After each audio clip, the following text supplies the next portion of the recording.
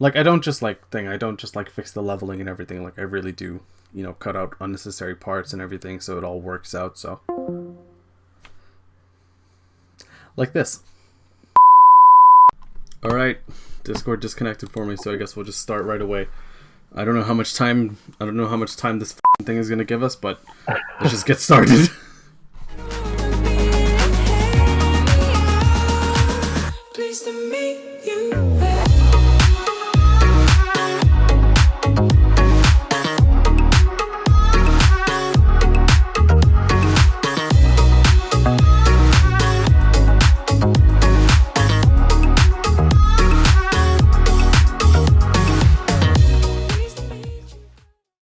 Hi friends, how's it going? My name's Dean, joined today by Gabe. Want to quickly say hi?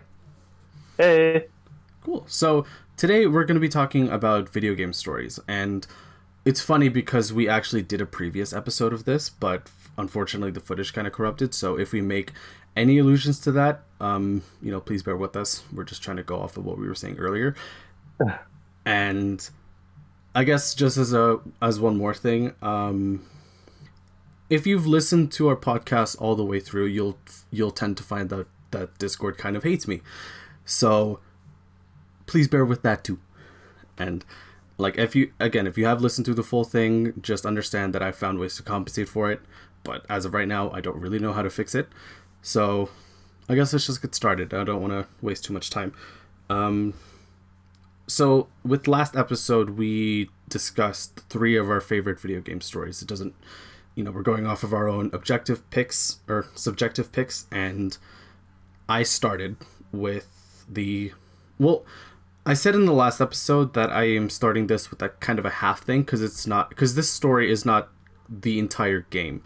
There's, I guess, just to quickly say it is the campaign from Call of Duty Black Ops 1. And I think why I consider it a half pick is obviously because it's not just about the campaign in a Call of Duty game, especially nowadays. There is the campaign, there's a multiplayer mode, and occasionally there's a third sub mode, which, because it was Treyarch developing Call of Duty for Black Ops 1, it was zombies.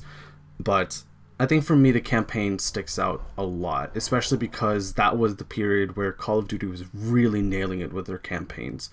For what were essentially 5 to 6 hour stories, they were incredible. And I think, like Gabe, you agreed with me last time, did right? Yeah, I remember saying I think the Black Ops 1 story really stood out to me. I think I really liked what they did with Modern Warfare 2 and Modern Warfare 1 story. But at the end of the day, those were still kind of a little bare bone. They were just well told. But I think Black Ops 1 was the first one that really pushed the boundary of what a Call of Duty campaign story could be, especially with the psychological shit. Yeah, before I really start breaking down my criteria for why it was my favorite Call of Duty campaign, I think it's mainly just because it's the one that I remember the most. Like I said last time, I did eventually play the Modern Warfare 2 campaign, but I wasn't really around when it was first kind of huge. And I think when it came to Modern Warfare 3 story and Black Ops 2 story, when I had actually solidified myself as more of a solid kind of casual gamer, I enjoyed their campaigns, but Black Ops' campaign was really the one that kind of stuck out to me. And I think the reason why I think is just because of the characters.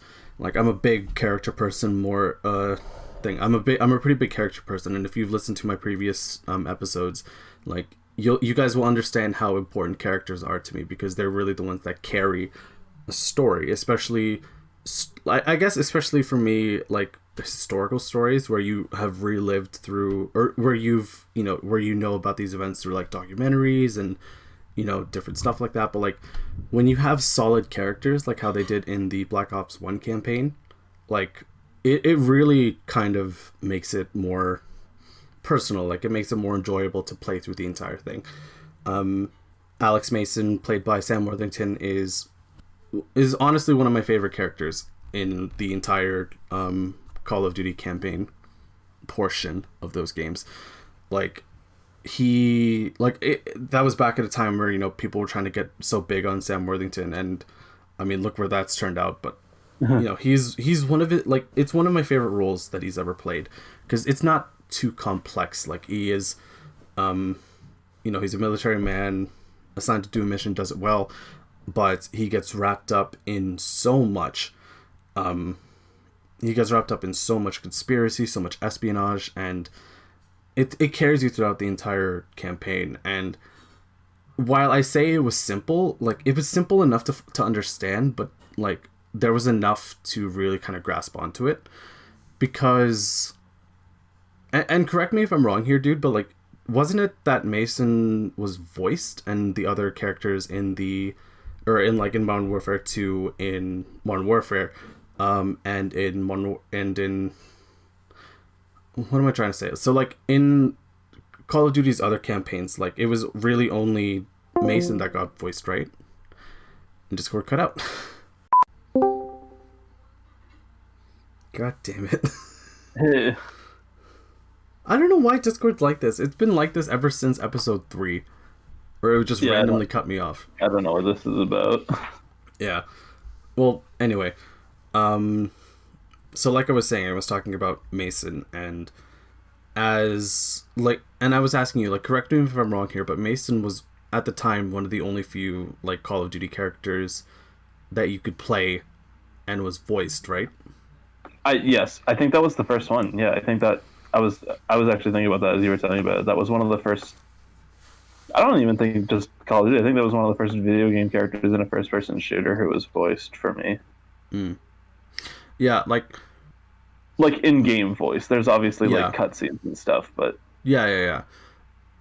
It's just that, I don't know. There's a whole other dimension when you're playing as a voiced character, and personally, I like playing as voiced characters, because when you're playing as a non-voiced character, there's just, and I know that there's a difference between the two of them, but like, for me, I like it when you're if you're given a name for your character, like in the Witcher games, like, if you're given a name already, then what you do is up to interpretation, but I like hearing their voice. I think I go either way on it. And I think Call of Duty is a good example of it, and I think The Witcher is another good example. I think if your character has a voice in a video game, then they should have everything else. They should have like a very fleshed out personality. They should have very fleshed out like traits that you should be able to get to know them as a character. And I think there are a lot of games that sort of fuck that up. They'll give their characters a voice, but they won't give them. They still want to have the cake and eat it too. They want to have their character have a sexy voice, but they don't want to like sacrifice the role playing elements. And in the process, they sacrifice the role playing elements. I think that happened. The biggest example of that is Fallout 4. It's a game that puts a heavy emphasis on role playing, but then your character opens their mouth. Putting the horrible dialogue system aside, the character opens their mouth and they sound like a dad. And no matter what you're doing, you're playing as a sympathetic dad. Mm-hmm. No matter who you're trying to play as, no matter what build you're going for, no matter what role play you're going for, you're sort of stuck in this archetype. Yeah. And I agree with you, like, and that's why I think Sam Worthington did a really good job playing as Alex Mason. And I think just to get away from. Sorry, what? Sorry, I was saying Alex Mason. Yeah, Alex Mason is like, I don't want to anger someone who's gonna like get angry at me for comparing The Witcher to Call of Duty in terms of writing, but I do think Alex is sort of in that vein of Geralt, where he feels like it's Geralt, isn't it? I'm sure someone's gonna fucking rip me a new asshole for calling it Geralt, but I don't always pronounce it like that. It's the same thing with Tom. It'll be years down the line when people have kind of put more traction into this episode. But anyway, so he feels like a fully fleshed out character. I feel like I knew Mason after I had played the game. I feel like I feel like he was a person. He wasn't just a character who had noises coming out of his face. I felt like this was a person with emotions and feelings and relationships. He was an angry man, but he wasn't like a hostile person. He was an emotional man. He was a very emotional person.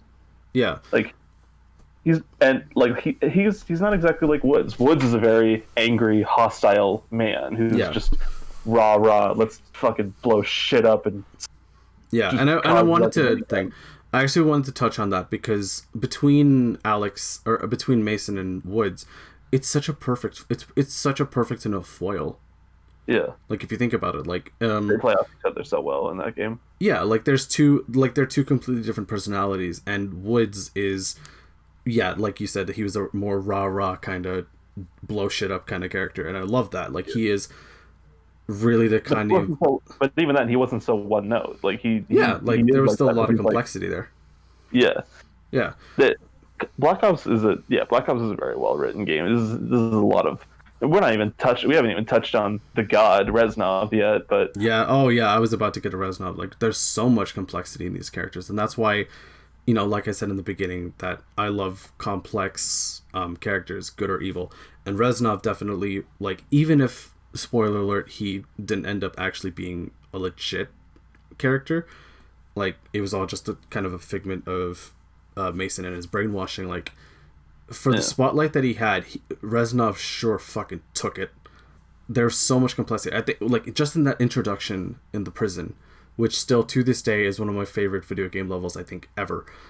Like how he carries himself, how he how he commands his fellow prisoners, and eventually how they escape. Like incredible, like incredible work, and it's really good storytelling done there. Like, and through the rest of the game too, like how Reznov has been portrayed as a apparently legit character, but then the big twist, again, spoiler alert, if I haven't already said it, like where it just turns out to be a figment of Mason's imagination because of the brainwashing. Like it had been played off so well that you didn't even really think about it at the time. Like when you first play through it, it's like, oh, Reznov's with me. But I think upon second playthroughs, because I've played the campaign more than once, like they really did hint at like Mason kind of going crazy. It's like, Mason, what are you talking about? Who are you talking to? You know, what are you, like, is there someone else here? Like, I can't remember exactly, and they did it in subtle ways. They didn't have characters like just explicitly say that. I remember the one that sticks out to me was there's a scene where Reznov shows up, and as the player, you instinctively see like an NPC pop in the screen, and you just pull the trigger and shoot. But then you realize it's Reznov, so it's a friendly NPC, so it does nothing. Yeah. And then Alex and Reznov have a little chat, and then the NPC next to you says, "What the fuck is wrong with you?" And at first, the natural instinct is to there's this trick that Hitchcock talks about. I can't remember what it's called, but it's like it's like context. It applies to context, where he talks about how, like, if you have a picture of an old man smiling and then show a picture of a woman and a baby, he'll seem like a charming, sweet old man who's smiling at a child. But if you show a picture of an old man and then show a woman in a bikini, he'll seem like a creep. Yeah. And I think this is sort of an example of that, because you see this scene and you see this guy say, "What the fuck is wrong with you?" And your immediate instinct is, "Oh, he's chastising me for almost shooting Reznov, our ally, who's I almost fucking killed him. This guy's just he's calling me out on it. Fair enough." Then you replay the game, and you know everything, but you also know that he's going to show up, so you don't shoot at him. The guy still turns around and says, "What the fuck is wrong with you?" And it becomes readily apparent he's fucking calling you out for talking to yourself like a crazy person in the middle of this tunnel. Yeah. To this day, like I've already said, like to this day, it's still one of my favorite Call of Duty campaigns. I think my absolute favorite, because, you know, obviously we've touched on the three biggest characters, but like it's even like the setting too, like history post. I guess during and post the Cold War has always fascinated me, and how they have kind of, you know, I don't want to use this term lightly, but like how they Forrest Gumped through the entire story. Oh my god. I hate this. What? So, Discord, you fucking dick. Anyway, they Forrest Gumped. Yeah. So, like I was saying, they Forrest Gumped through certain historical events, and like, I mean that in the way that they really played into. How am I trying to say this? Like, they really made the characters feel like they actually lived through those moments, like they were a significant part of these, like of these historical events. like from the Fidel Castro assassination to the moon, or to the first rocket launches, to I guess just like, and how everything ties into into the espionage of brainwashing and sleeper agents and everything. Like, they handled it incredibly well, and for a 5 to 6 hour campaign, like, again, I can't really verify that, but like, for how much time they were given, they really made it work.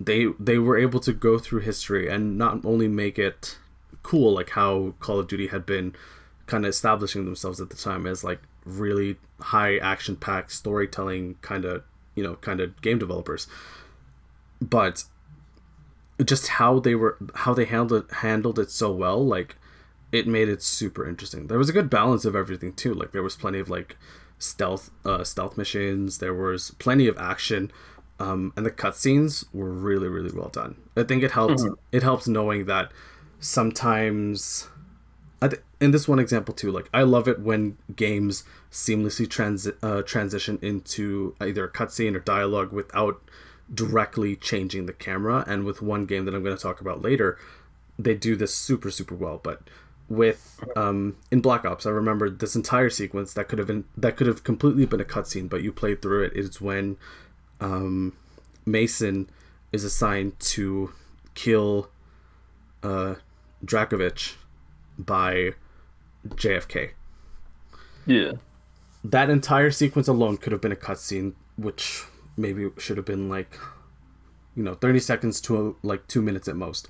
But how you play through that, like, it was really interactive.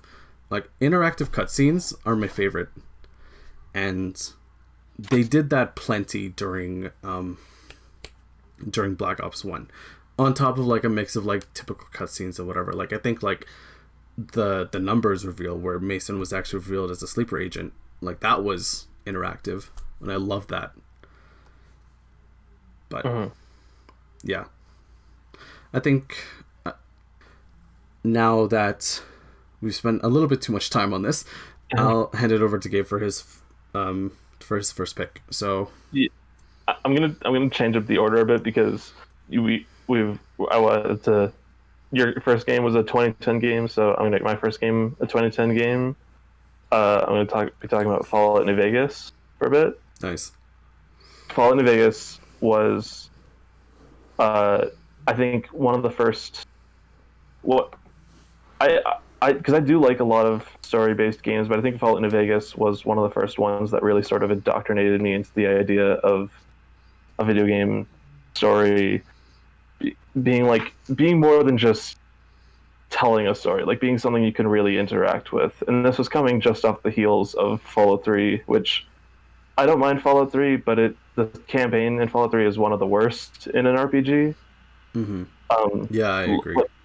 Fallout 3 is basically just the whole game is nothing. You're a nothing character. You exist in it and watch other characters do things. You spend the first half of the game following your dad while he does stuff, and then he dies, and then you follow Lyons while she does stuff, and then you're forced to make an arbitrary moral choice at the end that makes no sense in the context, especially considering that you can have Fox with you, who's a super mutant, and it doesn't give you the option to have him go into the radiation chamber and just do that with no death at all.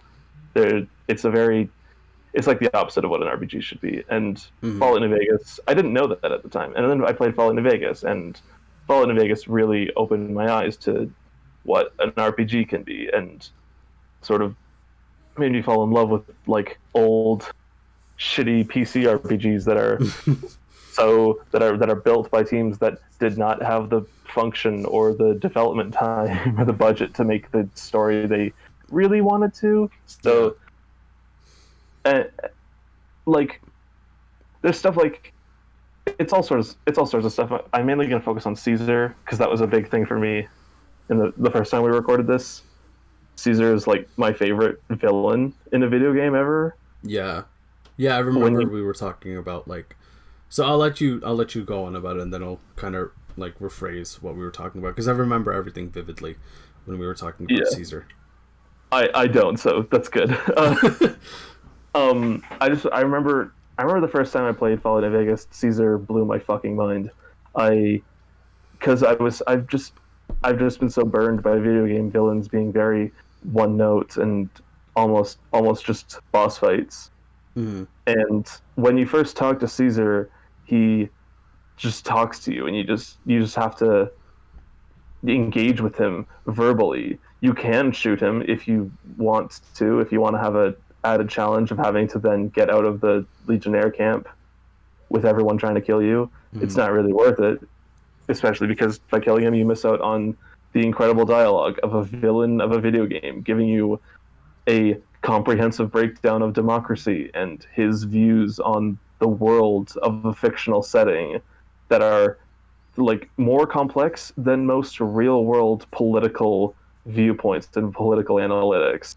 This game gives you a breakdown of the flaws and faults of democracy and how in this world, in this specific, in the way the world is, a dictatorship might actually be a good thing. He's wrong, obviously. He's a psychopath, but he's so strong in his convictions. He so deeply believes in what he thinks, and he has so like I think this was something I talked about last time, how a big problem I have with a lot of villains in general, not just video games, but just villains in anything, is how weak they are in their convictions. You'll have a lot of villains who have very stale motivations. They'll have like, I want to do this because then they'll give like some half-assed dramatic backstory, or they'll give some half-assed like, I think the good guys are actually the bad guys because I think they're bad, and that's what I think. Like that's what I was gonna. Sorry to cut you off, but like that's what I was gonna bring up eventually. It's just that, you know, when it comes to writing a villain, it's either you write a Disney villain or you write a Caesar, and or you write a, you know, again, you write a Disney villain or a Handsome Jack, because with it, when it comes to Disney villains, and that's not to knock on Disney necessarily, or that's not to knock too much on Disney, but there is the kind of typical like build for a villain, right? Like they're either super evil, and I guess especially nowadays they're not actually evil. They're just morally fucked. Yeah. Well, what you get a lot is, and I don't have a problem with necessarily a one-dimensional villain. What I have a problem with is a facetiously three-dimensional villain, and that's something that I think has been seen a lot in recent media, where you have villains who aren't exactly like actually three-dimensional, but they present the idea of complexity but never live up to it. Yeah. Like Thanos. Well, that was my big example in the last one. Thanos presents the idea of complexity. He has a comprehensive belief about overpopulation, but it's never presented as any sort of ideological conflict. None of the characters ever present like it. One of the things with Caesar is you can argue with him. You can sort of talk him down if you have a good enough argument, and if you've played the game well, if you've talked to enough people. You can convince him of what is the right way, but there's no moment in Endgame where a character actually proves Thanos' point wrong. There's no one. The whole movie goes by and they beat Thanos and all is good, but he's never ideologically opposed. He's only opposed because of his actions. That's like Caesar represents a physical opposition, but he also represents an ideological opposition to the NCR, and the NCR represent an ideological opposition to him. When you talk to basically any character in the NCR, they'll all have different opinions on the Legion. They'll all have different opinions on New Vegas. They'll have different opinions on the Wasteland, and they'll all represent some ideological opposition to what Caesar believes. Or if you align with Mr. House, he represents an opposition to both parties. He thinks both parties are wrong and that the New Vegas Strip should be sort of left to its own devices, and then it's best not being controlled by anyone. Yeah. Like, these characters are in a conflict not just because they think what the other is doing is wrong, but because they have an opposition base that's rooted in like your way of thinking is wrong, which like any time in a video game or any sort of media, I'm way less interested in whether or not they're literally going to win, because most of the time that's a pretty sure bet. But Yeah. this is the shit that interests me, when you have characters who represent a real ideological opposition and represent like a quandary that can't just be satisfied by beating them, that has to be satisfied by proving them wrong. Mm-hmm. Yeah, like not to deter too far away from the conversation of video games, but to touch on something that I had brought up earlier, and that is the example of Handsome Jack. Handsome Jack from Borderlands 2 is, in my opinion, one of the most like compelling villains that I have played through in a video game as of late, because he really is morally, like I said, morally fucked, but there is enough to kind of back that up. And I mean that by like the entire one of the biggest things that Handsome Jack has told himself and tells us throughout the entire story is that he is the good guy in this story. He is the good person, the good savior of Pandora in Borderlands 2. And like he is doing everything for the betterment of this already shitty wasteland, and you can kind of believe that. Like, you really can believe that. Like, sorry. Like, I was just gonna say that, like, when you were playing as a Vault Hunter, like, your morals kind of align with just, going to a certain vault. Or, like, looting, pillaging, all that shit. Like, you don't really care about who steps in your way as long as you gun them down and get your treasure. But it's even then, too, like you can kind of understand that, but when eventually you get to the big reveal. Have you played Borderlands 2? I haven't played all of it, but I have. Yeah. Okay, well, I don't want to give away the big twist, but there's obviously the big twist, and there's a very, very big twist, and I really don't want to say it because he hasn't played it, but like, it's in that moment where you're like, oh my god, wow, he is, like, now he has, on top of like great character work and great dialogue, like, now he has conviction that still makes him an evil character like Caesar, but you can still sympathize with it and still hate him. That's, like, it's so hard to do that, especially like we were talking about in the Marvel cinematic universe. Like, you have villains that are kind of so-and-so when it comes to being a villain, like a straight-up villain that people kind of fight against. Like, you had... For a while, you had villains that were super one-known, basically copies of the protagonist. And then eventually after Loki, you had that moment where now all these villains had to have some kind of sympathetic backstory that almost makes them kind of anti-hero-ish, or it borders on the verge of like anti-hero kind of thing, and I wasn't okay with that. I like my villains to still be evil, but there has to be enough like complexity and overall just making them an actual person, but not a sympathetic enough person to be like, oh, okay, I can now vouch for them too, right? Because you want them to be defeated. But Gabe, you still there? Oh my god. Hi, you cut out again. Hey, am I coming through now? Yes, you are. Oh, okay. Just remember, it's not an issue on your end; it's an issue on mine. Right. Where was I? Where did I? So I was just kind of like finishing up I was talking about how in the Marvel universe we were still on the topic of villains, and how there's a certain line between like writing a Caesar and writing a Ironmonger or a dark, or what was the name of the dark elf from? I have no idea. Malekith or something like that. Yeah, Malekith, like from Thor: The Dark World, like. Yeah. And like basically to summarize, like I like my villains to have enough complexity to make them 3-dimensional and make them basically human, but not so much sympathy that it makes them kind of justified in their actions, because they shouldn't be justified. They're obviously doing evil shit. And yeah, that's kind of where Discord kind of cut both of us off, I guess.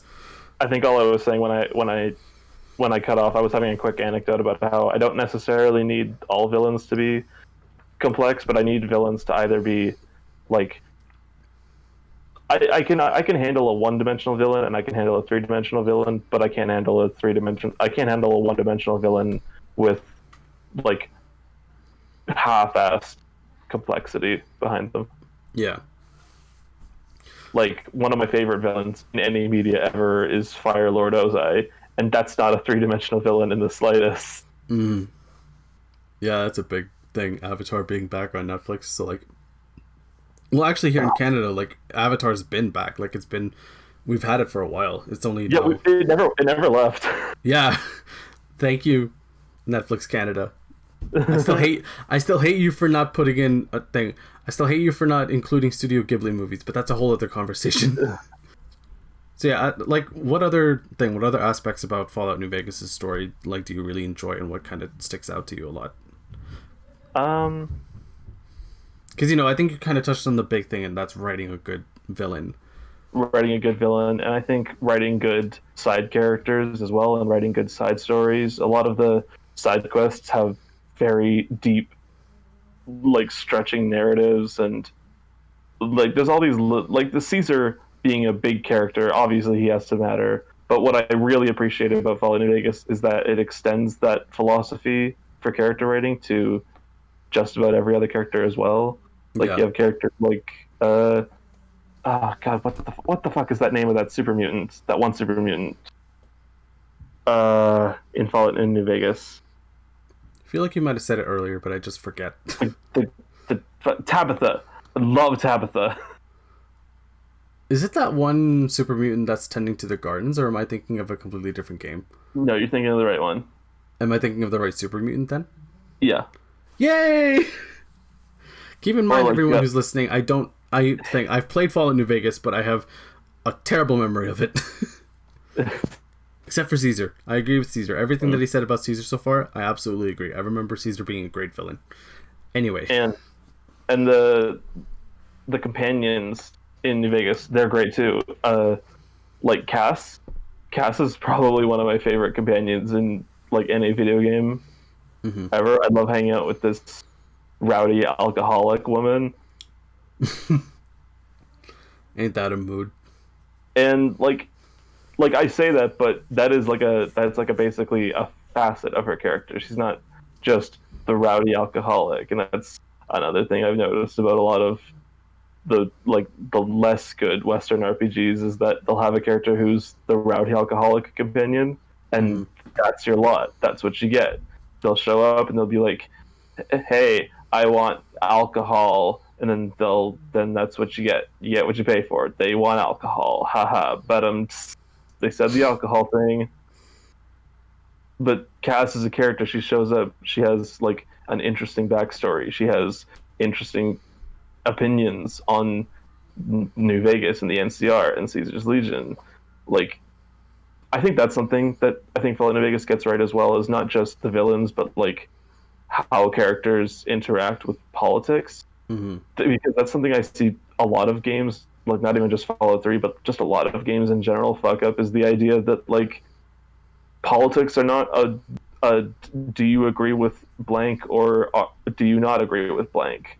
People will have different and varied opinions on politics, and some people who even are on, like, the same side of a certain ideology will argue with each other about specifics, and they'll have nuances in their opinions. Some people believe in the NCR, but they don't totally believe in everything they do, and some people will believe in the Caesar's Legion, but they don't believe in all of their practices. Yeah. Obsidian does it so well, that kind of balancing. I know you haven't played Outer Worlds yet, but that's the thing I really like about Outer Worlds. They do that really well there too. Well, I mean, I've played through everything up until, like, I've played through the first kind of, when you were in the Emerald Vale, and you had to make the decision whether you brought in a bunch of deserters back into back into the city, or you kind of just keep them there and give them all the power to keep everything up and running.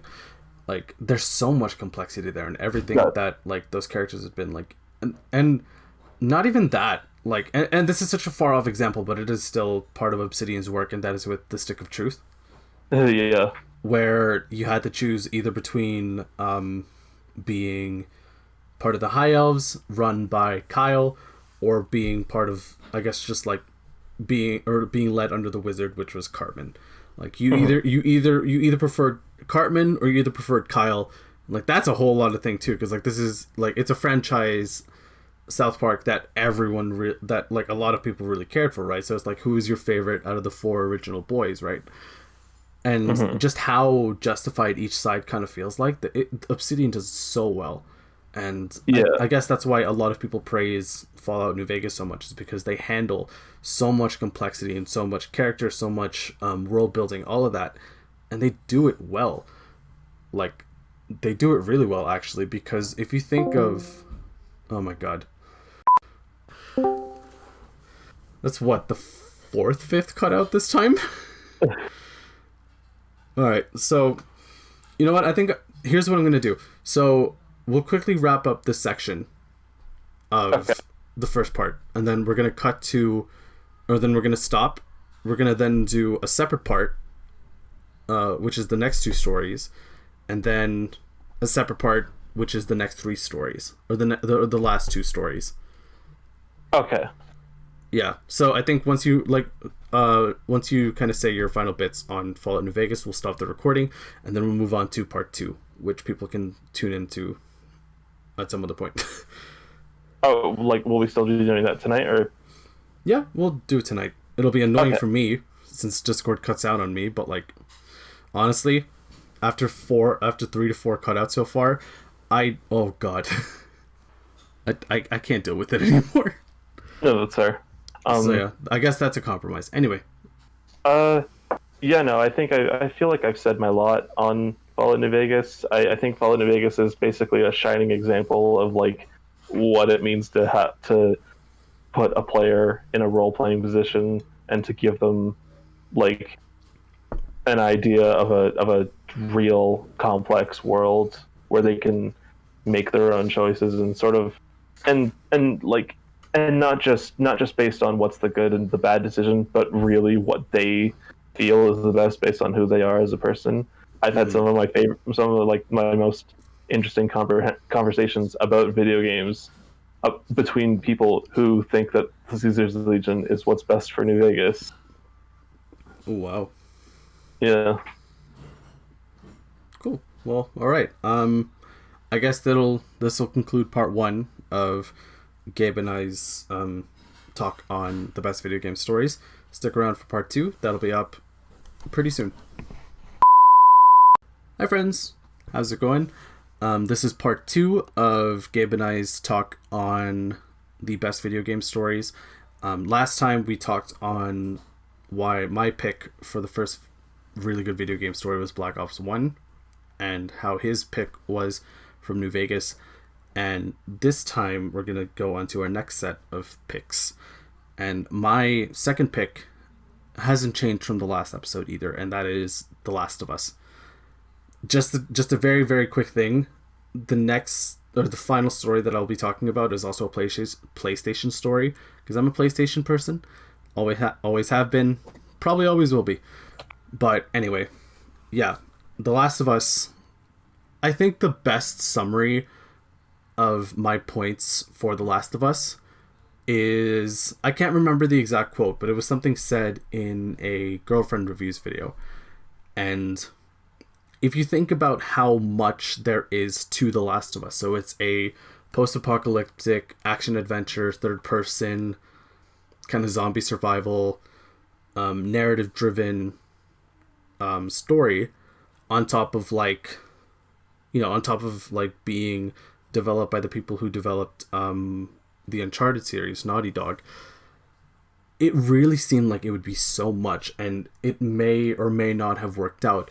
And thankfully, it turned out to be one of the best games of its given year, and one of the best games personally that I've ever played, because the story and how it handles every kind of complexity that works in its favor.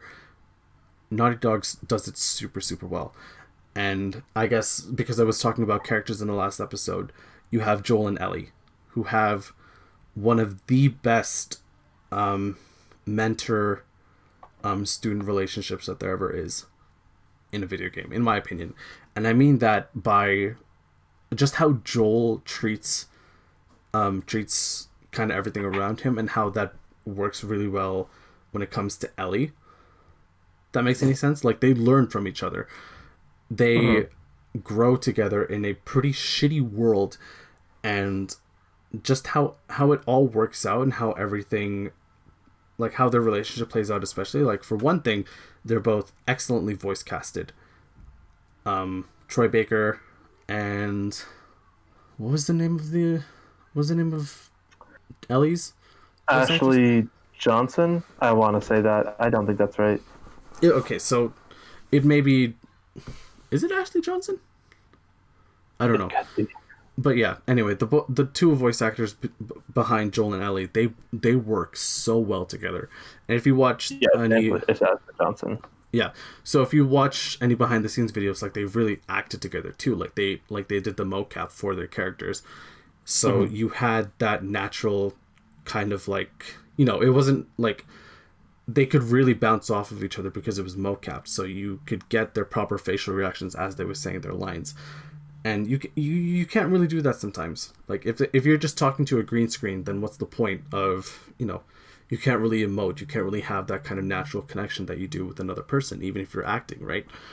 Their dialogue is written really, really, really well.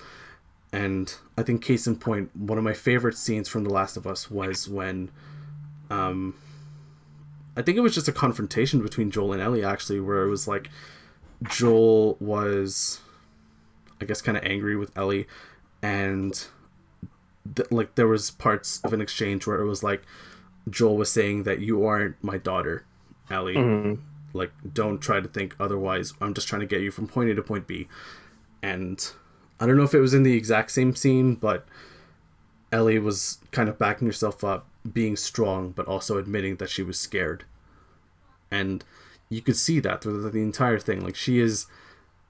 Like, I was talking about foils earlier, and they are perfect foils for each other, because while Joel maintains, like, a very fatherly kind of personality where he is, you know, kind of to himself, he just wants to get the job done, but also is looking out for someone. Ellie is younger. She's kind of, you know, trying to make light of the situation, but is also so much more vulnerable compared to Joel, because she doesn't really know a lot, and it plays off so well, their relationship.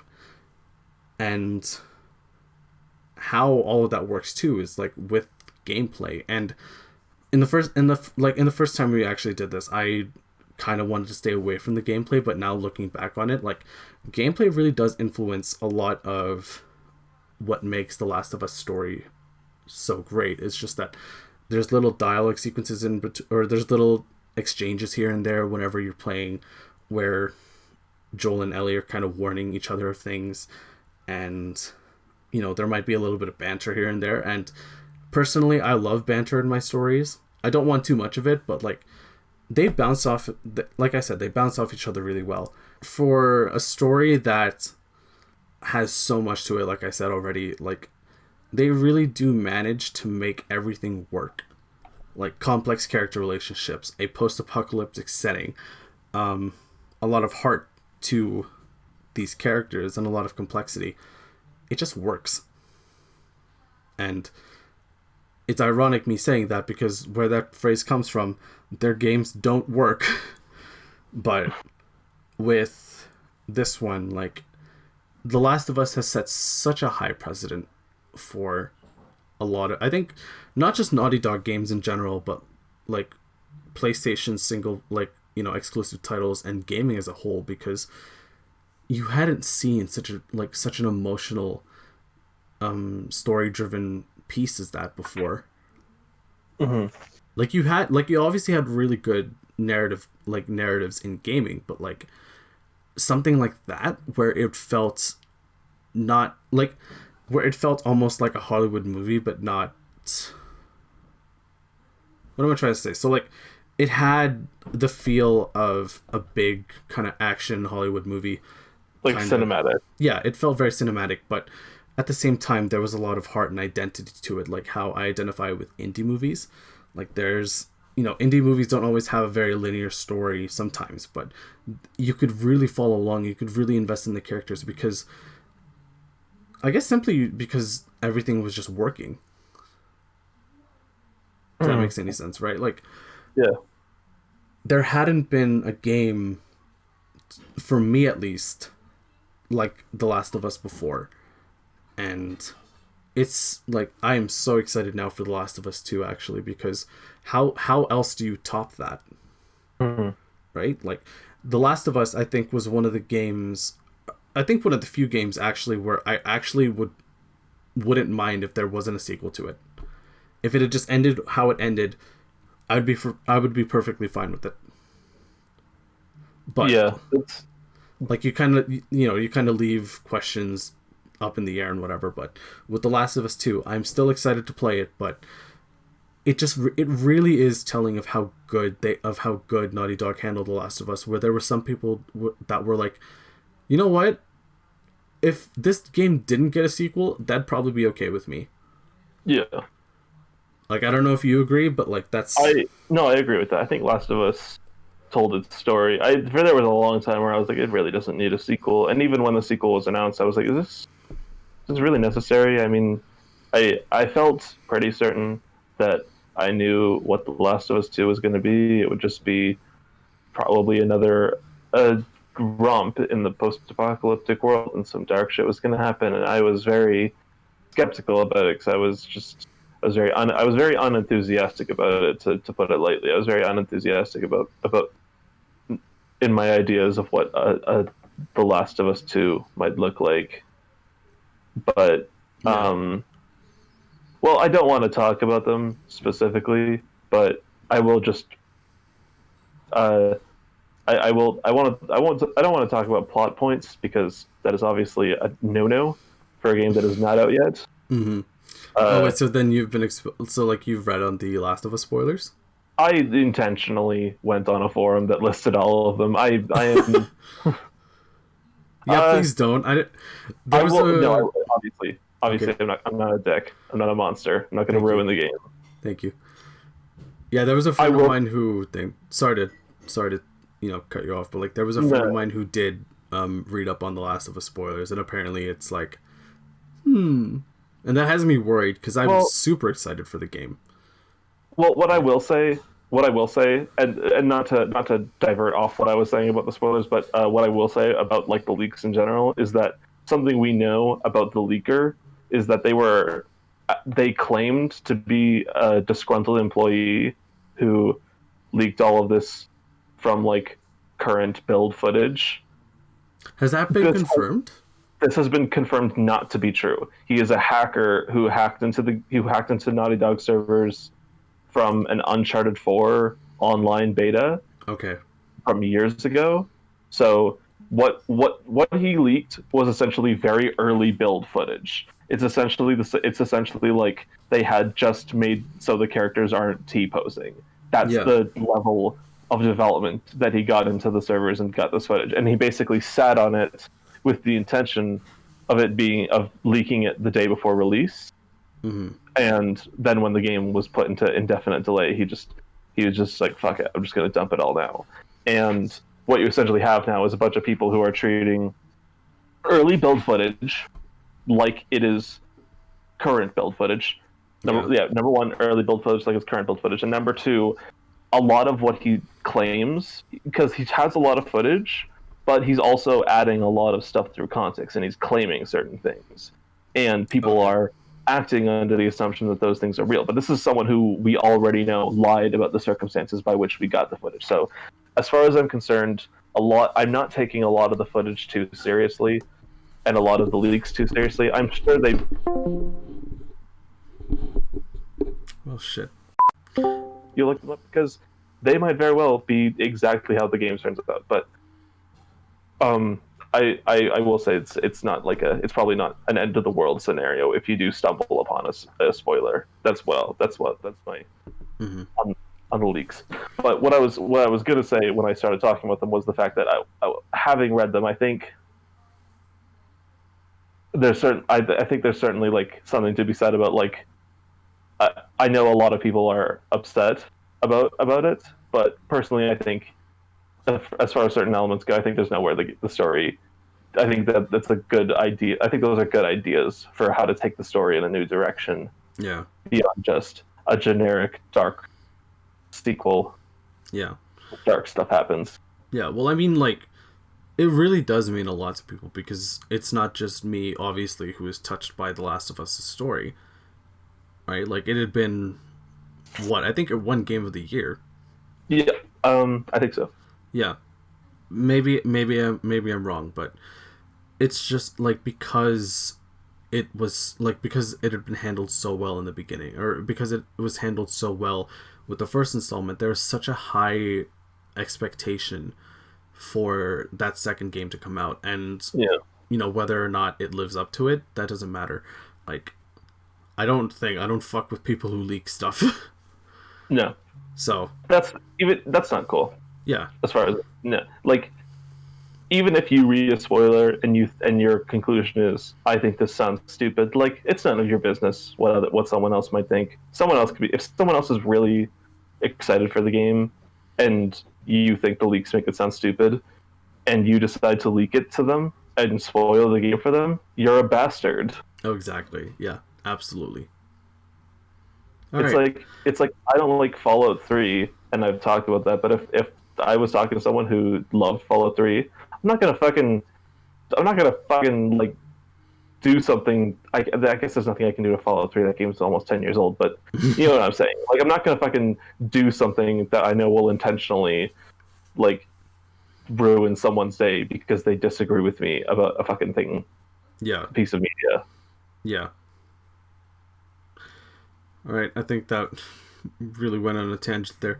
Pass it over to you now. So, what would your second pick be for? My second pick is, I've talked about this before, I think on other episodes of the podcast. I'm not sure if I have, but I've definitely talked about it with you. Anyone who knows me in person, I've talked about this game with you before. I have to have, because I will never shut the fuck up about this game. I'm a slut for this game. This game is Nier Automata. Cue the applause. I am a You already said you were a slut for it. I don't think there's a better analogy. No, I'm a raging whore for Nier Automata. All right, there's a better analogy. I can't believe I doubted you. I will sit down and spread my legs for Yoko Taro any day. And just... All right, well, that's a clip. That's a clip. Follow us on Instagram. Follow us on Instagram and Twitter. You might see that clip soon. Follow us on Instagram and you might hear me talking about going spread eagle for a Japanese game developer multiple times. All right. No, but Nier Automata has one of the most insane stories that I think I've ever played in a video game.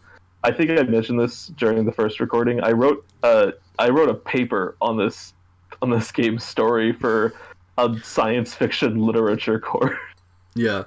I think, like, before you continue, I actually want to quickly mention that, like, it's honestly a really influential game. And keep in mind, I haven't played it myself, but you aren't the first person that I've heard of on record that has said how good of a game that is and has actually done something about it. So I had so in my creative writing class last semester, so we're recording this as of May 2020.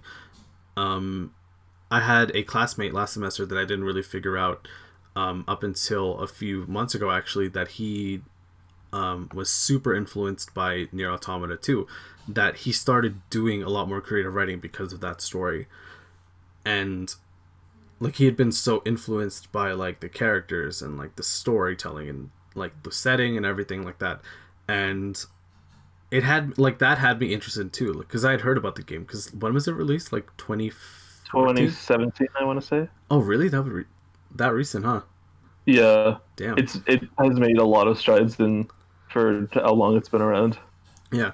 So 2017, and thinking back on that, it's like, damn, just how good is this game? Yeah. So, It how good is this game? Nier Nier Automata is Nier Automata is one of the most gorgeous, beautiful, thought-provoking, heart-wrenching games I've ever played in my entire life. Almost entirely because of its incredible narrative. The story of Nier Automata is it's a story about like it presents itself as you're this sexy kung fu android in a French maid costume. It seems from the outset to be the most stereotypical Japanese game ever made, and then you play it and you get this story about what is essentially godlessness a modern in a modern setting. Like you get this story about the nature of humanity and what it means to have a belief system and to have convictions. This game goes beyond just characters having convictions, but breaks down why human beings have convictions and why human beings believe in things and why those things are ultimately stupid and pointless. Because what if it doesn't? What if there is like I'm getting ahead of myself here, but it really gets into the bare bone knuckle of like, what if there's nothing else? What if there's truly nothing else? What if we're alone in the universe? Mm-hmm. The game story basically, I'll give a quick recap of the first third of the game to summarize what blows I think a lot of people's minds out of the water about this game. Mm-hmm. Everyone listening, here's your spoiler alert. Yeah, oh yeah. Huge, massive, magnum dong spoiler alert. I'm about to wreck your asshole with some spoilers here if you keep paying attention to this. So you're a living clip machine, I hope you know that. Go fucking play Nier Automata, download it on your PS4, fucking just play it. It's on Treat PC, yourself. it's on Xbox. Treat yourself. Play Nier Automata. It's one of the best fucking games ever made. I haven't even touched on the gameplay. I'm probably not gonna. The gameplay is so entirely disconnected from like what makes the story good. Not even gonna lie, the gameplay is just incredible on its own merits. Yeah, that's a whole other conversation. Yeah, but the game is essentially you play as this android named 2B, who is a part of this android fighting force that fights as proxy soldiers for humanity, who need proxy soldiers because thousands of years ago aliens attacked the Earth and decimated the planet with their own proxy soldiers, which are called machines. So on Earth, there's this endless century-spanning war between androids and machines that has ravaged the planet. They just keep killing each other for their own deities, essentially. They're creators, the humans and the aliens. And then halfway through the game, you meet these two machines who appear very human-like, called Adam and Eve. Very, very subtle imagery going on there. Yeah, but they basically show you that all of the aliens have been long dead. The alien and the machines have been basically stuck on Earth with nothing to really fight for and nothing to do, which this sort of explains all the strange behaviors you're seeing. As you've been going through the game, you've been seeing machines trying to dance to music. You've been seeing machines try to fuck. There's this whole insane segment where you walk in on a group of machines who are trying to have an orgy, but they can't because they have no procreative. They don't have any procreative. They don't got any robot genitals, my guys. They don't got robo dick. They don't got robo dick at all. Yeah. They just. So you just walk in on all of these machines. There's a machine who's holding an empty cradle. There's a bunch of machines who are just maddeningly humping each other. And one of the things that I think this game does that's really cool is that it plays a lot of this stuff initially like it's a joke, because you walk in on this and it's initially like these fucking hilarious looking machines are humping each other. It's fucking hilarious. Mm-hmm. And then, but once you really like dig deep into it and if you take the story seriously, what you're essentially watching is a bunch of creatures who have been bred for combat. They know nothing else but war and violence, and they've been left without any purpose in their life. So they have started forming some sort of human emotion. They've started forming love. They've started forming, dare I say, horny simp mode. That's one way to put it. They've started developing horniness. They've started developing, like, they want to fuck. They want to procreate. They don't know how to interpret this information. They're sort of learning what it means to be human. And while this is happening, 2B is also learning this. 2B is also sort of learning how to develop a camaraderie with her partner 9S. She's learning how to, like, what emotions are. Androids are forbidden from expressing human emotions, but in a weird act of irony, they still can. They're just not allowed. It's not programmed out of them to not be able to do it. They just can't. Mm-hmm. And as you go through the game, you then end up discovering as 9S that all of the humans as well have died. And what you essentially realize about the story is that you're essentially two sides of this endless conflict fighting for absolutely no reason other than you literally know nothing else. These characters know they don't know they have no idea what they would do. And 9S's whole story revolves around the idea that 9S, upon discovering this, has to be killed, because if he leaks the information of that humanity doesn't exist anymore, then... Yay. Welcome back. Am I coming through? Yes, you are now. Okay, where was I? You were talking about how if 9S gets the information that if all the humans have been killed off, then trouble. Yeah, if 9S gets this information out, then it would mean that the war is over, and that the androids would then have would have no meaning in their life. And of course, Command doesn't want that, because they don't want a legion of hyper intelligent machines having an existential crisis, because they've seen what the machines do when they have that. They develop insane culty religions, and they start just killing each other and kidnapping each other and trying to fuck each other. And it's this what you realize the game is really about, and what the story is really about, is this fight against an idea of intellectual freedom, against the idea of blissful ignorance. One of my favorite boss fights in the game, I think I talked about this last time. I'm just going to cut straight to this. Fuck the segue. The segue owner is dead, and I'm not going to use his machine anymore. One of my favorite boss fights in the game is, I think Girlfriend Review talked about this extensively, is this opera singer machine called Simone. And this is where the game plays this unique sort of recontextualizing trick with its narrative that I really like when games do this. There's another game I'll talk about later that does this in an even bigger way, but this is a great example for Nier, where you sort of have this opera singer boss fight, and the soundtrack of her boss fight is synced up to her attacks. So as you're fighting, you're sort of having to learn her dance, and so you can beat her. And the first time you play it, it's like, oh, well, that was a cool boss fight. I'm happy I did that. But when on the second playthrough, when you play as 9S, what happens is, before every boss fight, you get a series of cutscenes that detail that boss fight's backstory.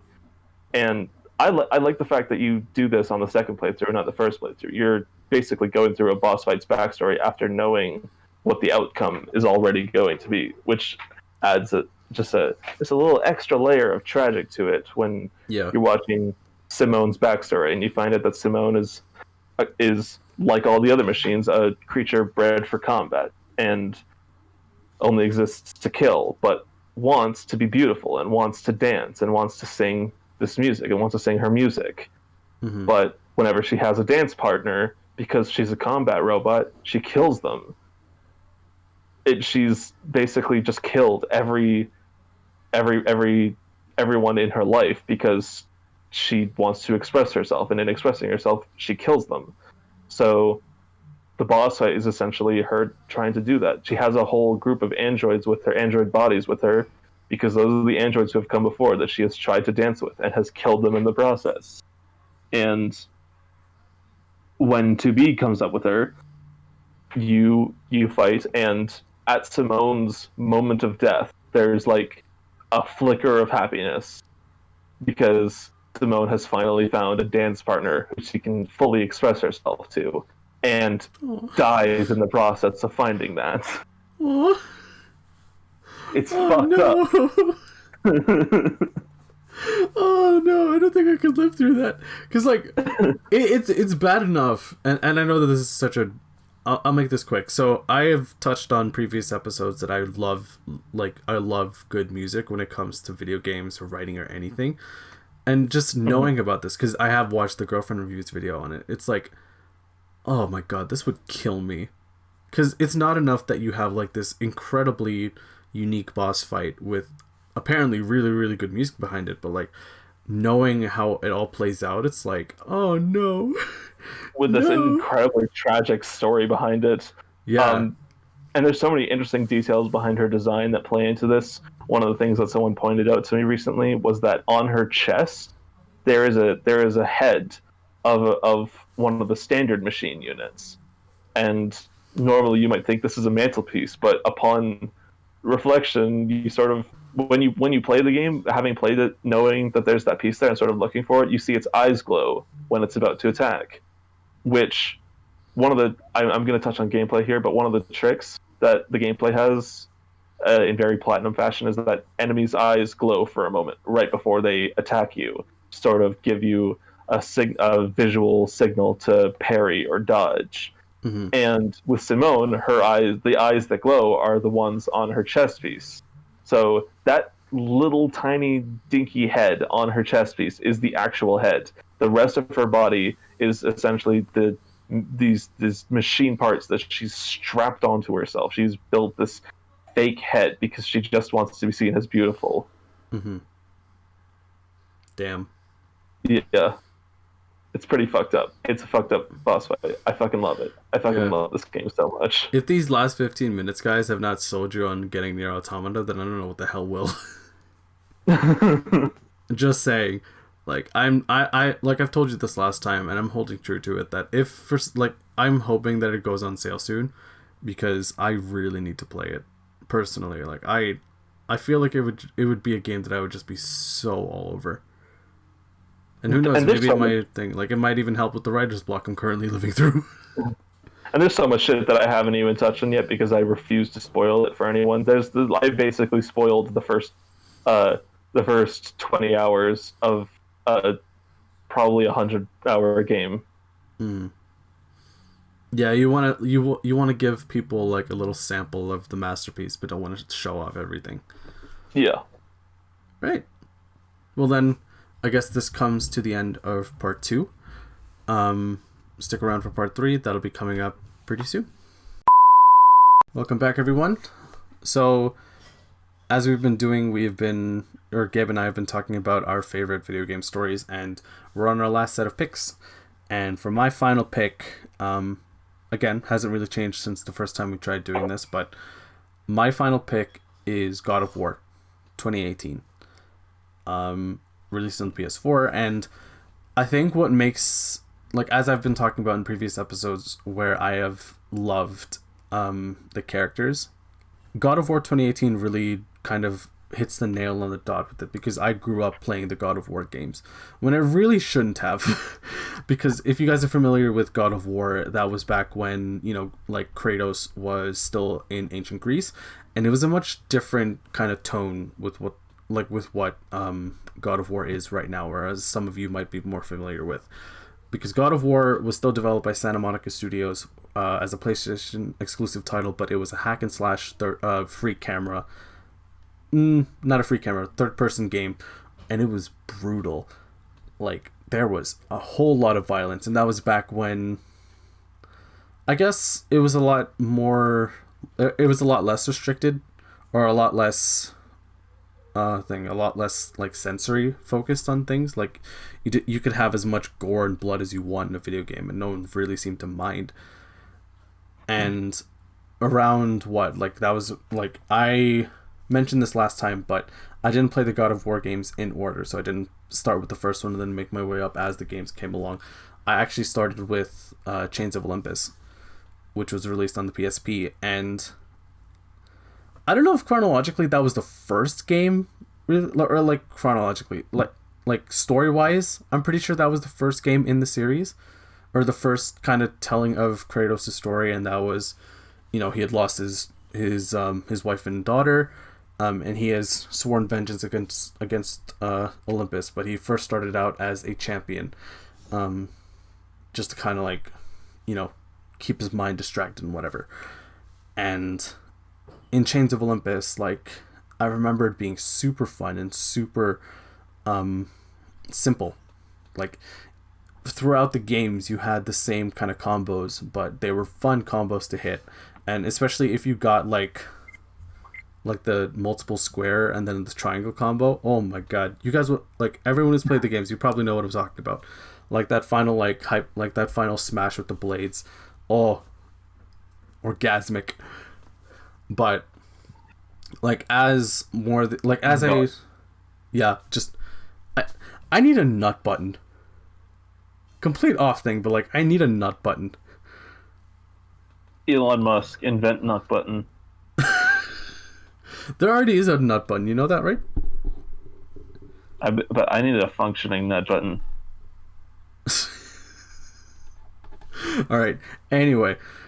So, that was back when, God of War was still kind of in this, back when it was still set in ancient Greece. Like, I essentially grew up with Kratos being one of the big video game characters that I really kind of latched onto, because his story was sympathetic enough. He'd been tricked into, murking his family, and his vengeance story, and just how complex, and how it, like, complex in the sense that, like, it really spanned across all of Greece at the time. Like, it took him to Hades, it took him to the mortal world, it took him to Olympus, like, it took him everywhere. Like, but keep in mind, this was still at a time where Kratos, though his story was sympathetic, there wasn't really a lot to him. It was more just rage, which, was fine. But as I personally grew up kind of wanting to have more complexity with my characters and really taking a heart to three-dimensional characters, Kratos at the time, there wasn't really a lot to it. Through God of War 1, 2, 3, Chains of Olympus, Ghost of Sparta, like, you had backstory, but that didn't really change his overall outcome of it. He was still a raging bastard. So some time had been settled since, I think, God of War Ascension was the final kind of game set in that era. And when it had been announced that they were working on a sequel, and not just a sequel, but like a fully fleshed out version that had grown up with the times, where Kratos was not still, he was more now, what the hell am I trying to say? Like, he was more than just a raging bastard, like I've said already. He was now a father to a son named Atreus, set in Norse mythology. I was hooked right from the start, because for many things, I think because I had grown up with Kratos as one of my big influential video game characters, like, I was so invested, and I knew where he had come from and how much he had been through. So the fact that they are starting on an almost clean slate, where he has still lived through all those memories, but he is now set in a completely different mythology, in a completely different world, like, I was intrigued from the start. And there had been talks after God of War 2 that they were going into that anyway, but to actually have it defined and ready for the fan base like me, super ready for that. Another thing was Norse mythology, which I was more familiar with, I guess, than most other people are. Like, kind of the people who associate Norse mythology in, I guess, fan culture is either from the Marvel Cinematic Universe, or maybe some other kind of depiction. But, like, maybe I'm just wrong about this, but Norse mythology really hadn't gotten the kind of love that Greek mythology had been getting. And I'm glad now that really God of War is one of the big games that puts more emphasis on that, because Norse mythology is pretty amazing. Like, it's got its own gods, it's got its own like folk stories, it's awesome. And I think definitely what really hooked me was the father-son dynamic between Kratos and Atreus. And like I was talking about with The Last of Us, like having an older figure as a mentor for a younger figure always makes for a really interesting story. It could be a brother or sister, it could be, two complete strangers, it could be a father and son.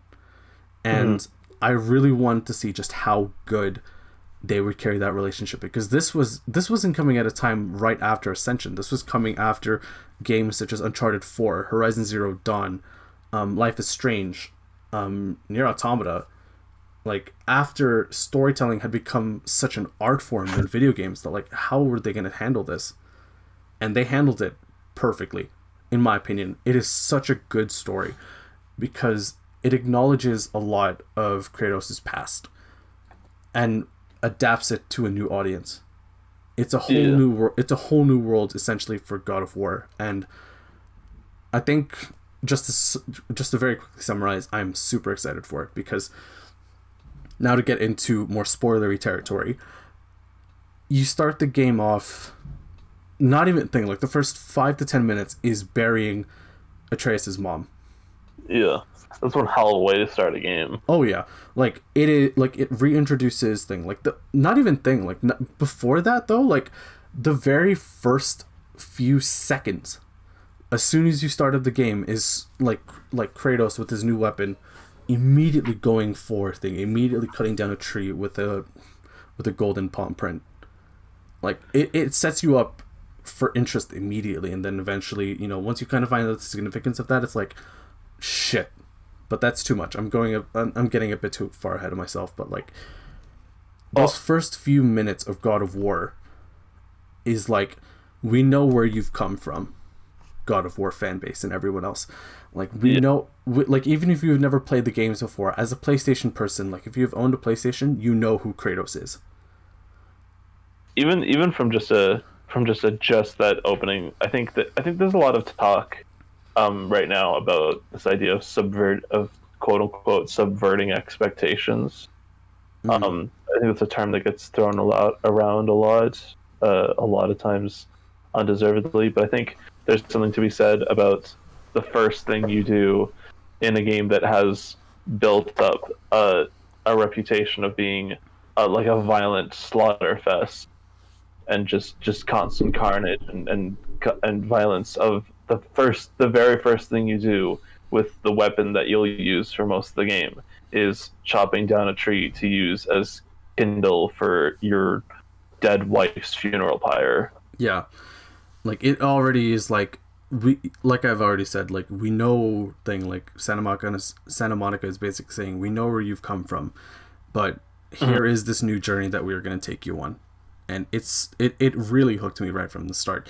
Like after those first few minutes, the entirety of the game is just to find a resting place for the mother, and it's told that you have to reach the highest peak and spread the ashes.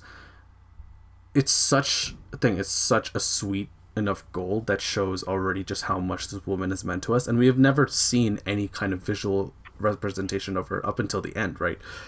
But yeah. We understand, like a lot of people understand what it's like to lose a parent figure.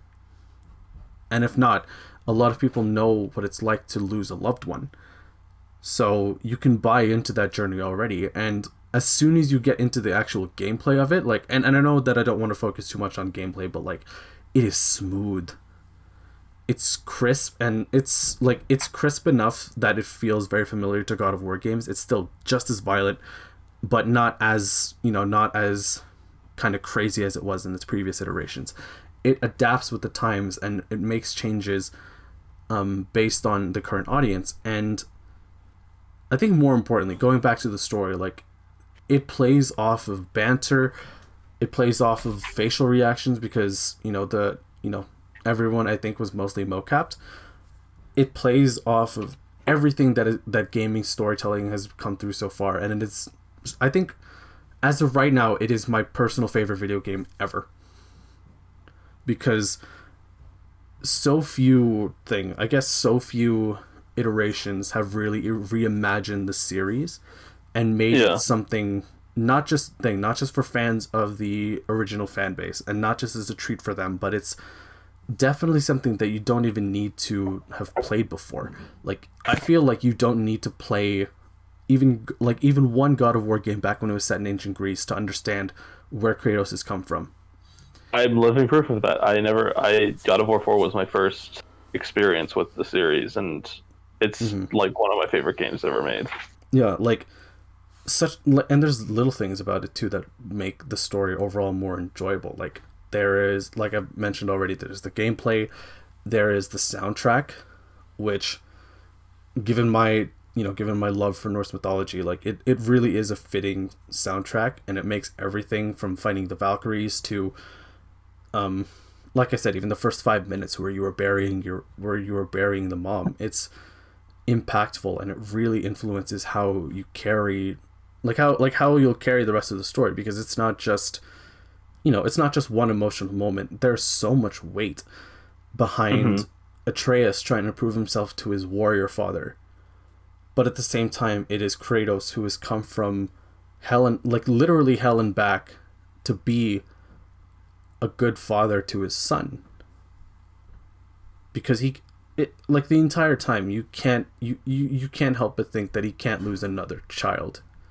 And knowing that, like, he had to, and this is a big spoiler by the way, but like going into a moment in the game where Atreus is sick and he needs to find something within the realms of hell, in Norse mythology, to help save his son. He really had to go into his past, and that was a huge thing as a character.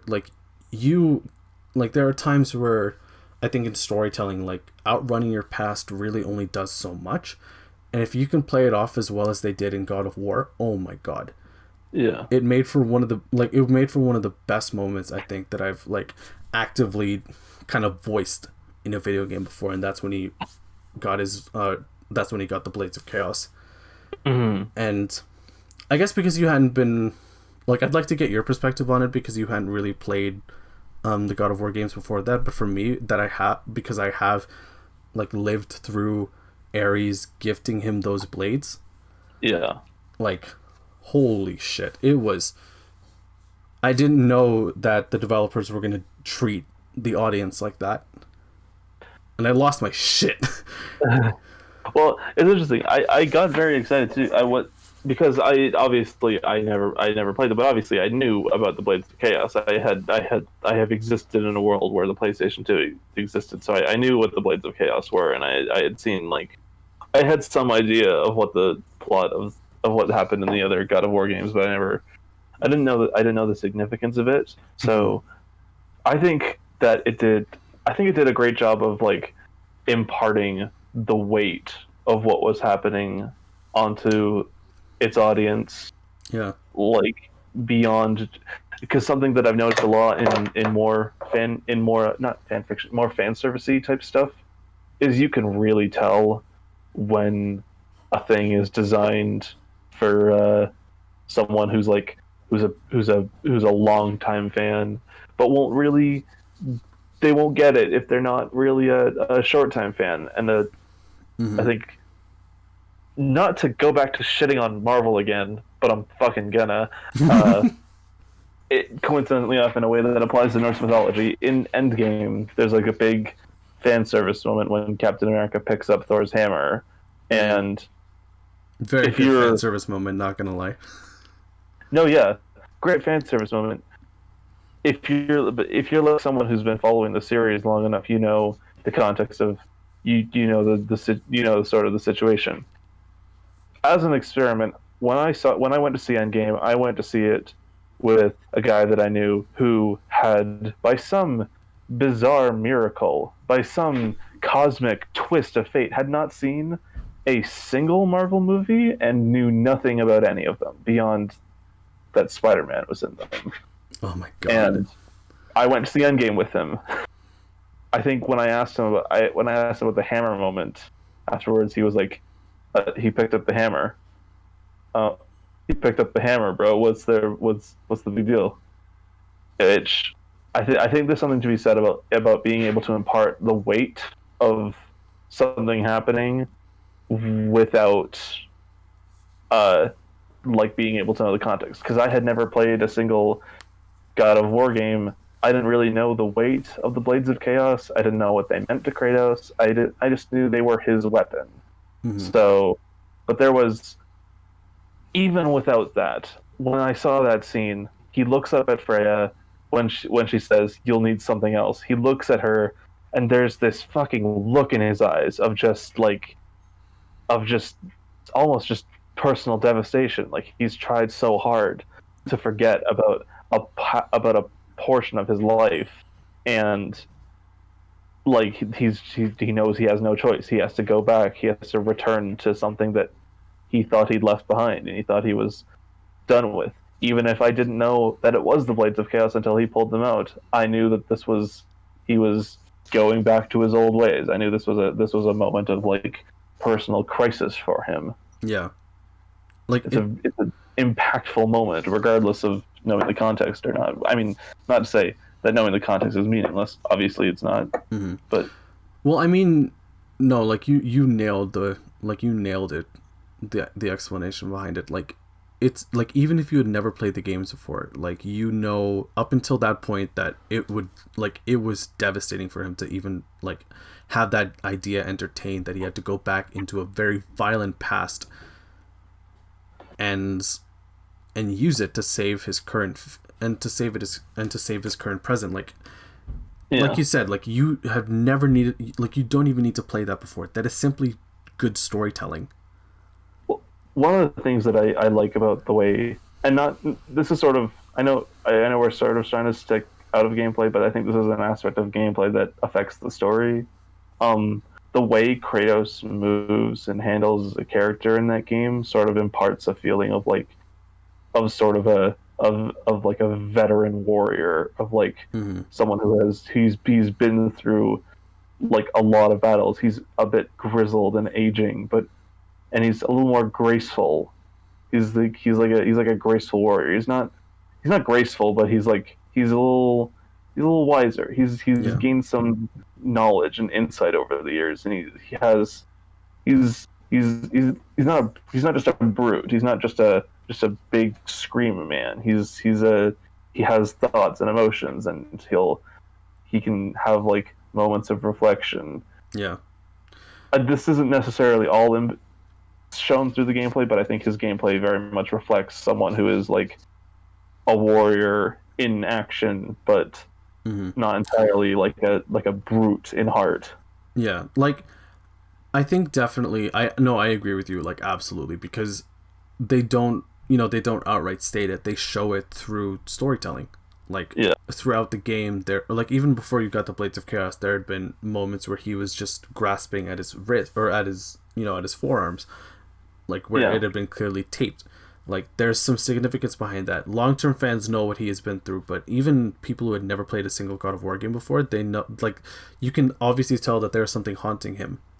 Yeah, at the time I thought he was like feeling his arm because of like old battle wounds or something. Yeah. I didn't know that there was the chain mark there until the end of the game, but yeah, like it's such good storytelling that you are showing a lot more rather than telling. Like you don't need to outright state that that there is something bothering him. Like he is, like even like through gameplay too, like he is reflective of that change. Like you don't need to have had some kind of game between God of War 3 and God of War 4 to show that change. Like it's so evident with how everything is presented, how you play Kratos, and how you like how you just chain attacks, how you like, I guess even how you communicate. Like you don't need a recap. You can start off completely fresh, and I mean completely fresh. Like you don't need to know a single thing about God of War as a franchise.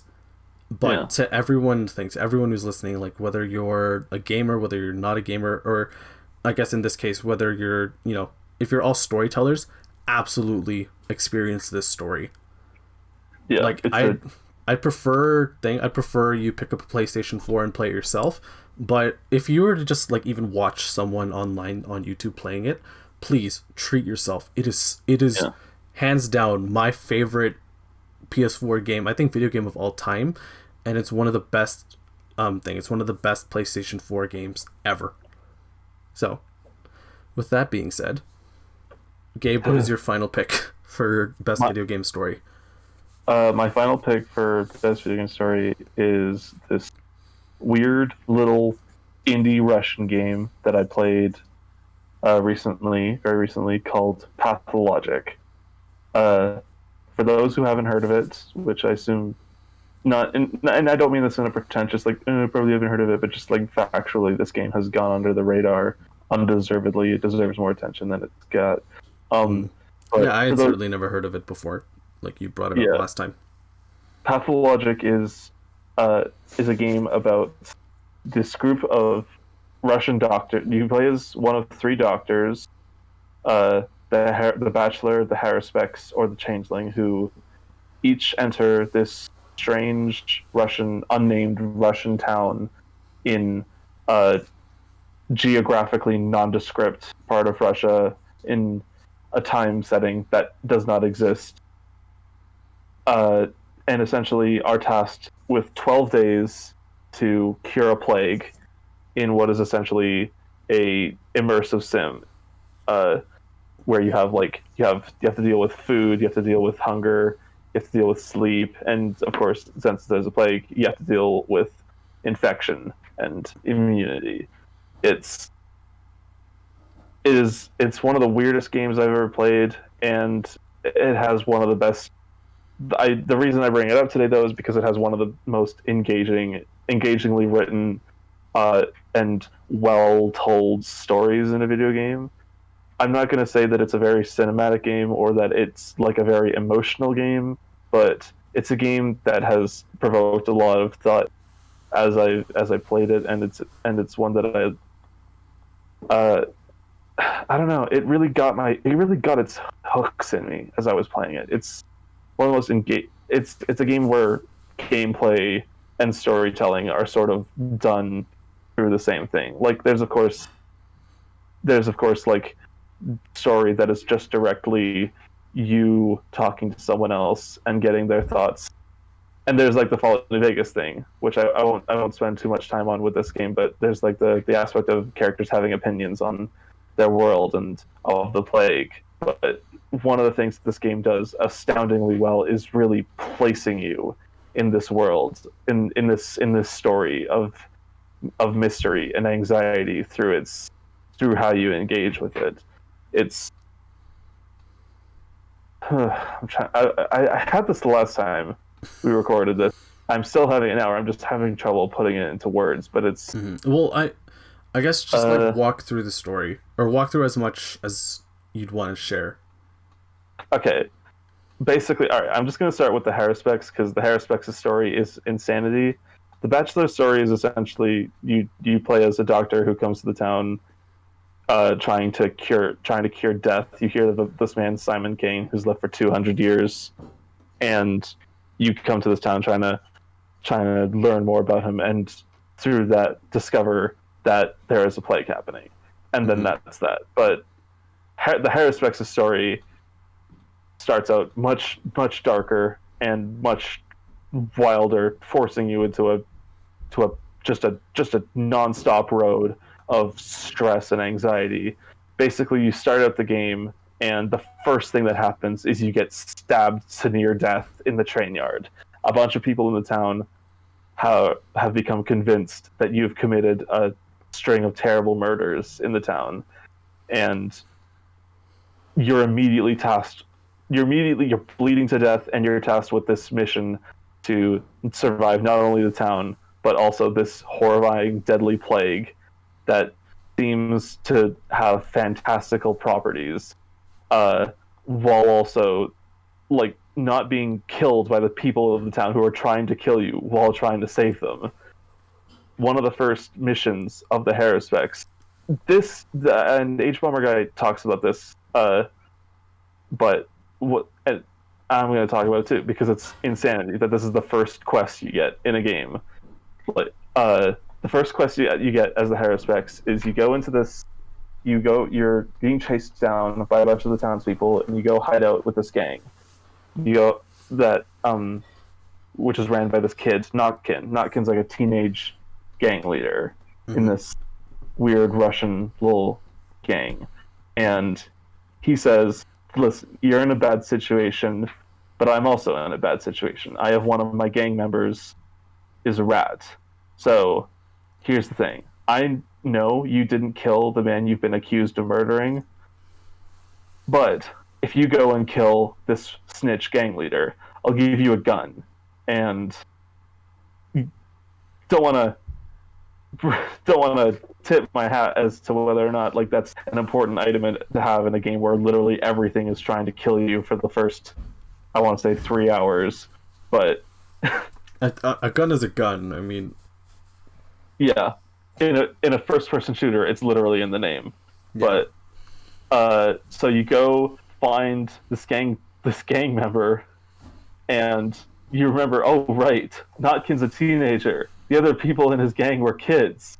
The gangster is a fucking child. This game. Quick, most games, like even Fallout, for all of its dark shit that Fallout does, Fallout will still never have allow you to kill a kid. Most RPGs will never even entertain the thought. Most RPGs don't even have kid NPCs because they don't want to entertain the idea of violence towards children in any way. And with good reason. Violence towards children is a bad thing. Yeah. But Pathologic puts you in a situation where it not only is telling you to kill a child, as you don't have to do it because it's an RPG. You don't necessarily have to do this. But it puts you in a situation where it's telling you to kill a child, and it is giving you a legitimate personal quandary, compelling you to do so. If you do it, you get a gun, and he has like a cure for the plague on him. There's this rare item in the game called Schmauder that if you get the plague, it cures it. And the fact that this game can do this with as little time as like each in-game day is about 2 hours, and this happens about halfway through the first day. So an hour into the game, Jesus. And the game has put you in a position where you have legitimate personal reason to murder a child. Yeah. Oh fuck. That fast, huh? Basically everyone I know who has played this game has either stopped after this or went through with it and then stopped shortly after. One of the things that the game does to sort of ramp up the anxiety is that you have no sprint button. You're basically forced to walk around this town. This is something that I was talking about before we were recording, how the gameplay in this game is not great, because it's not necessarily a hard game. It's just an extremely frustrating game to play because a lot of it is just walking across this town. Yeah. And when was this game released again? Sorry? This game came out in 2005, I want to say. Okay, so yeah, there was obviously some limitations when it came to video games. Like that was around like the PlayStation 2 kind of GameCube era, but there were still limitations. I mean, this was around the time that like the Source Engine was at its peak. There was games like Half-Life coming out, Vampire Masquerade was coming out. Mm-hmm. Like people were using the Source Engine to make all kinds of games, and the Source Engine is pretty flimsy, but they still made some pretty interesting stuff. Yeah. Pathologic is not made on the Source Engine. I have no idea how they got anything to work on their bare bones shite arse engine. It's one of the weirdest games because I talk about it and I love it so much. I love how much this game freaks me the fuck out. I love how much this game puts me in a position of legitimate anxiety and like stress about this town and about this story and about where I am and about like the characters and my relationships with the characters through little more than just how it plays. It's one of the best meshes of like how a game plays and the game's story that I think I've ever played. Yeah, it's definitely like it sounds like, by the sounds of it, it's definitely one of those games that like you can go on for hours, but unless someone has like experienced it or experienced as much as you have, like Yeah, it'll I don't want to be get into super spoilery stuff because I do think this is a game that uh, I would recommend everyone try out. I'd be willing to get into spoilers maybe in a later if you at could a bear later through the time. first mission, then Yeah, yeah. If you can get there's what my favorite thing is to look at the Steam analytics of this game. 13% of players have the achievement for getting through the first day. oh my god, that's incredible. Yeah, Like here, like there, I was talking about like the first 5 minutes of God of War 2018 or God of War 4, and like hearing the recap of Pathologic, like Jesus. yeah. It's the Harrispex's story. Like the Bachelor's story can be pretty tough, but the Harrispex's story in that game is full of shit like that. It's basically a constant barrage of just barely trying to keep your reputation steady enough so that everyone in the town isn't trying to kill you, while also being put into situations where you really have to just kill innocent people in order to accomplish something, in order to just try barely to save this town. Yeah. And this is all especially interesting if you played the game through both that story and the Bachelor story, because the Bachelor story is almost a complete 180 to this. The Daniel story, the Bachelor story, is not super easy. It's pretty hard too, but it's hard for like completely other reasons. Uh, but one of the things that I like about this game and how it handles its characters is how well it characterizes these two protagonists. The Bachelor, conversely to the Harrispex is like he's, aside from his violent campaign, he's an educated man. He's not a killer. He's not a murderer at all. He's just he came to this town to see his father, who he hasn't connected with in a long time, and just ends up railroaded on this horrific nightmare path. Mm-hmm. But the Bachelor is a man who comes here with very lofty scientific aspirations, and then on the set, and then spends the whole rest of the game trying to just get the fuck out of the town. He doesn't really care about these people. He doesn't, and a lot of the dialogue choices show this. There's one of my favorite things about the Bachelor's playthrough is that his dialogue options just make him seem like an absolute dickhead. You don't have good choices. You don't have good dialogue choices. You basically have, do I treat people like an asshole this way, or do I treat people like an asshole this other way? He's great. Ain't that a mood? And I think there's this great interplay between the Bachelor's like lofty aspirations for a utopian future and the Harrispex, who has to really get his hands in the dirt and has to like live through the follies of people trying to build a utopian world. It's H-Bomb mentions this, but it's no coincidence that this game was made by a Russian studio, considering its very obvious implications with the Soviet Union. Mm. Yeah, it sounds like there's a lot to stomach there. But yeah, that's not even getting into the dialogue. The dialogue's a nightmare. The game has been translated several times, and the most recent version in the classic HD collection is considered the better one, but even that is barely describable to read. Yeah. Well, I mean, again, like it was released around 2005, so there are certain things you need to kind of bear with, right? And it definitely does sound, though, like it is a worthwhile experience. Like you had mentioned before, I think in the previous recording of this, that it was fairly cheap. It was like what, like $5 on Steam, I think. It's like $1 on Steam when it's on sale. There you go. Yeah, it's a esoteric game that I can barely recommend, but it's $1, so I really can't give you any excuse not to play it. It's one of the most bizarre, interesting, and just unique games that I've ever played, with a fucking crazy story to go along with it. And some of the most interesting dialogue. There's some bits of dialogue in this game that I'm trying to find a good one to read out right now. Like those few moments that really stick with you. Well, I don't know if there's any specific moments that stick with me, but the dialogue is all written. It's very dreamlike. It's very theatrical. The game sort of has this sort of like novel-y sort of way of writing to it, where it doesn't really feel like it's a video game. It feels like you're sort of reading a book during a lot of the dialogue. It's very surreal, like a. Yeah, I get you.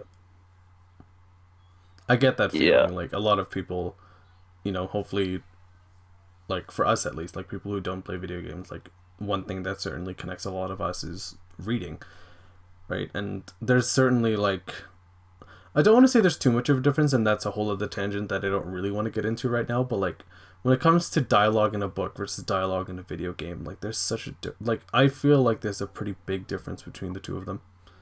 Yeah, like all right, here's this one. Try this one on for size. A hole in any body is an intimate thing. Even natural formans are better kept closed. You yawn, cover with a palm, or your soul will take off. You defecate, hide out of sight. You copulate, wait for the darkness. These taboos are imposed not by people, but by holes. Shit. Damn. Yeah. Need to get that tattooed on me.